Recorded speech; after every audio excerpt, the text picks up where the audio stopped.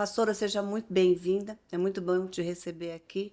Tenho certeza que será abundante essa nossa Amém. conversa. Bom dia a todos. Para mim é uma honra, não é só um Amém. prazer, é uma Que honra. bênção. Eu creio realmente que o Senhor irá nos falar aos nossos corações, porque não são apenas testemunhos, é vida, né? Eu falo Amém. que viver com o Senhor é dia a dia. Amém. Hoje nós já começamos o dia vivendo um milagre, o milagre da vida. Amém. Ele nos deu oportunidade de estarmos aqui. Então, isso já é um presente do Senhor, né? É um privilégio, É um né? privilégio.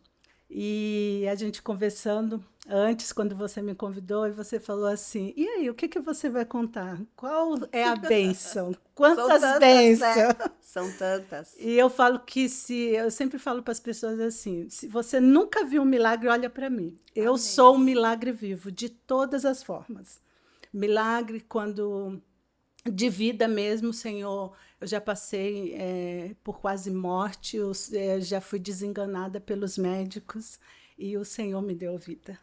Eu não era para gerar e eu tenho filhos.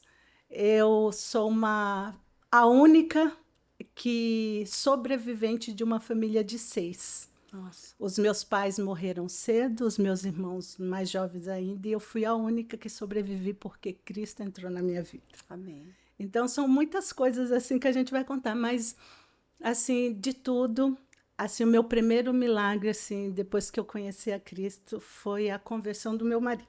Ai, que bênção. Essa foi para mim, sempre é com ele, é sempre um milagre maior, eu falo para ele, que ele é o meu maior milagre.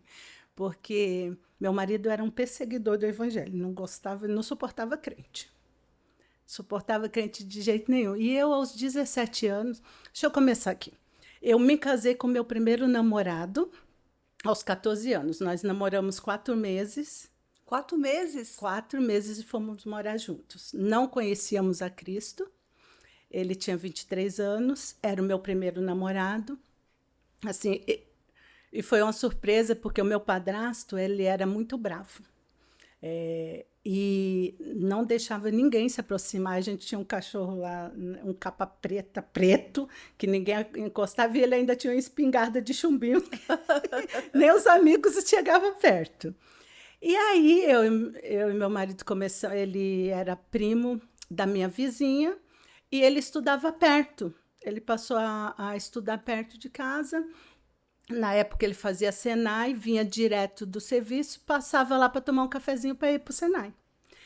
E aí comecei a ver, né? Aquele rapaz. Sabe quando você não. Eu nunca vi nada. Eu falei que não foi amor à primeira vista, foi o Senhor que me, me mostrou mesmo as qualidades.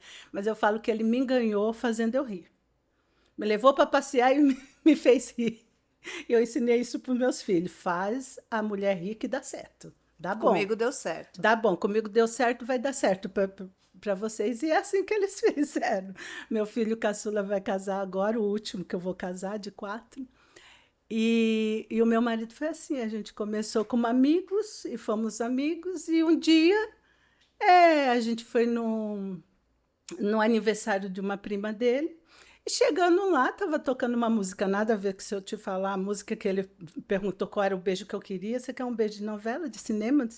Eu olhei assim, eu falei, não entendi nada, e ele tacou o beijo em mim e pronto. E a partir daí começamos a namorar, e estava tocando Piuí Abacaxi.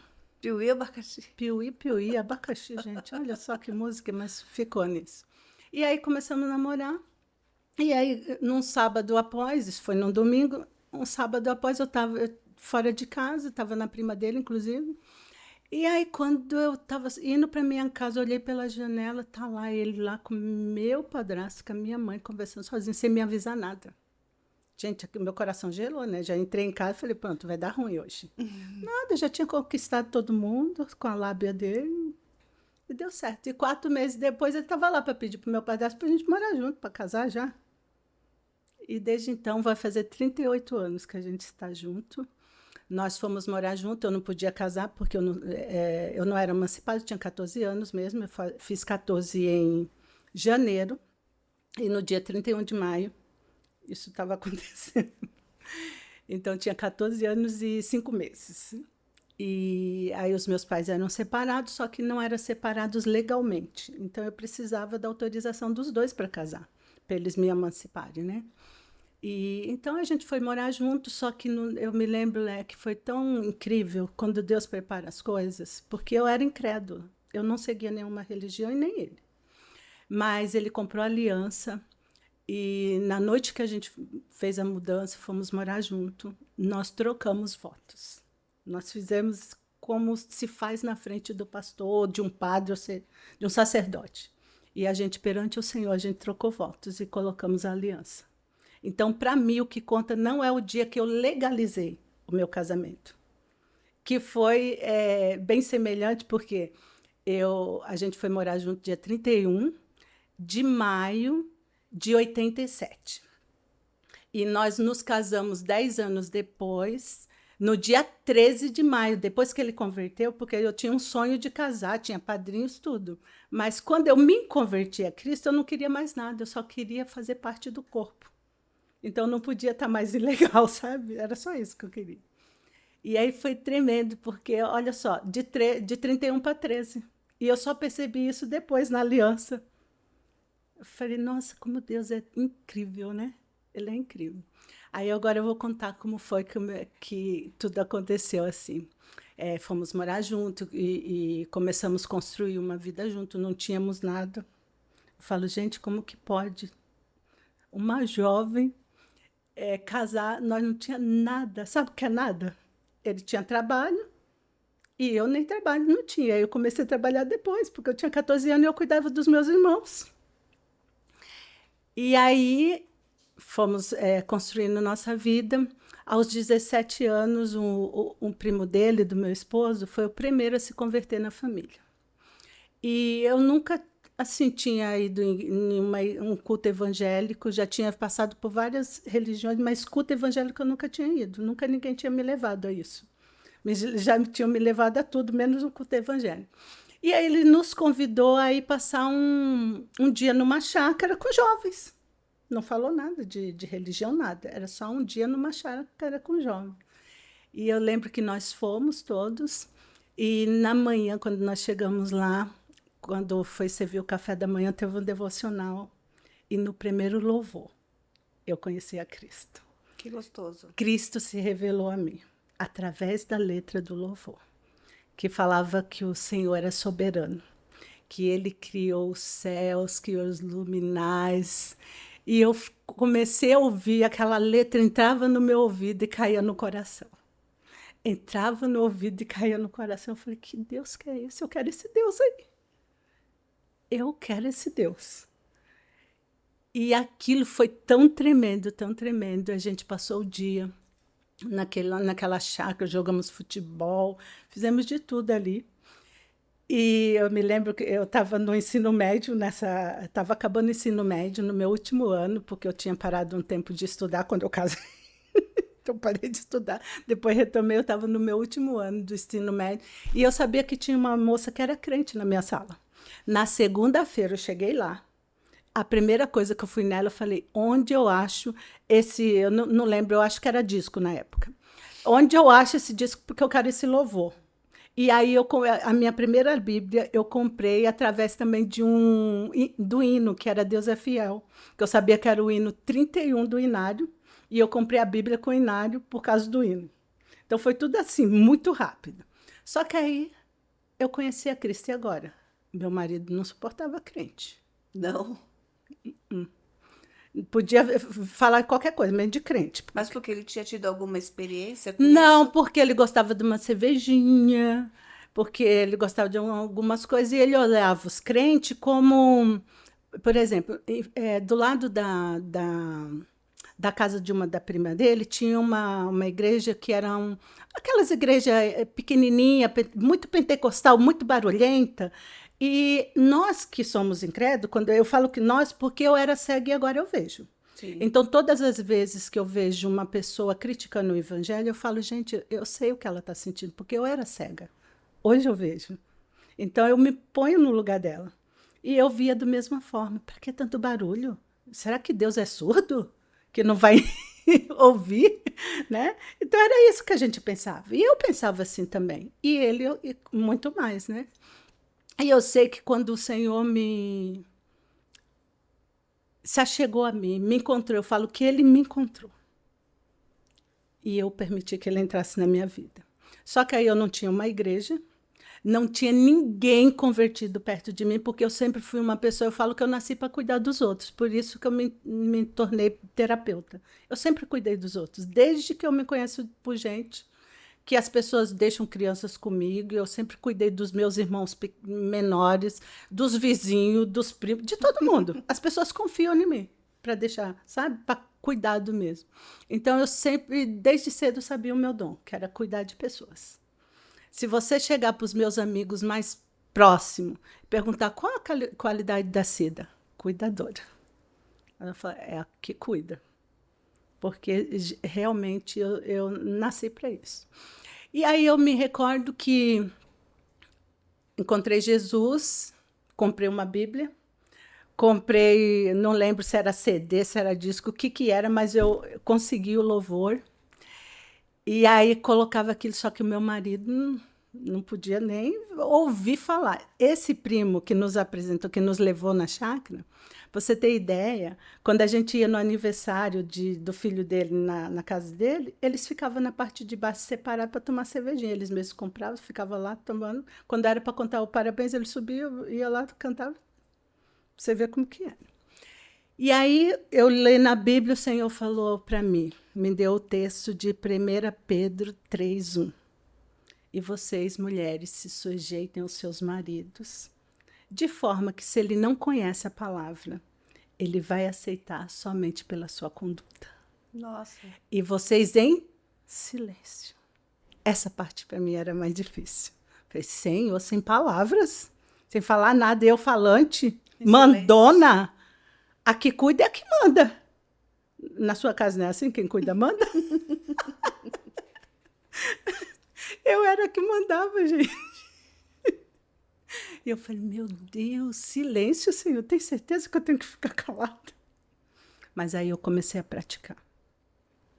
E eu me recordo que eu li a Bíblia sozinha, sem nenhum entendimento. Né? Nada de entendimento. Mas eu sempre fui... uma mulher assim que eu sempre respeitei o meu marido, embora eu sempre fui assim muito de ir para frente, vamos junto, igual nós abrimos a nossa primeira empresa, a gente trabalhava junto, eu sujava as mãos, porque o serviço dele é um serviço sujo, a gente tem uma empresa que recupera rodas de automóveis, então era um serviço sujo, e eu ia lá, ajudava ele, mesmo sem ele querer, eu mexia quando ele não estava por perto. Sempre fui dessa, sabe? De enfiar a mão para fazer. Mas de resolver, assim, tudo que era para resolver. E quando eu conheci a Cristo, eu falei, então, se é pela minha conduta, eu vou orar, Senhor, e ele vai se encontrar com o Senhor. E comecei a orar, e eu orava na cama, no lado dele, sem palavras, só ali no silêncio. Não podia ir à igreja, assim, constantemente, porque ele não gostava muito, né? E ele não ia comigo. Então, eu comecei a frequentar a igreja assim. Durante a semana, nos cultos eu ia correndo e voltava correndo. Então, não tinha comunhão com ninguém. Eu chegava, sentava, quando o pastor levantava, eu já estava na porta para receber a bênção e sair correndo para chegar antes dele. Ele nem percebia que eu ia na igreja. Sim. Nem sabia. E sempre foi assim. Nunca convidei ele para ir para a igreja, nunca preguei a palavra para ele, nunca falei, nossa, você é isso, você é aquilo outro. Só tinha uma coisa que o meu marido fazia que eu não gostava.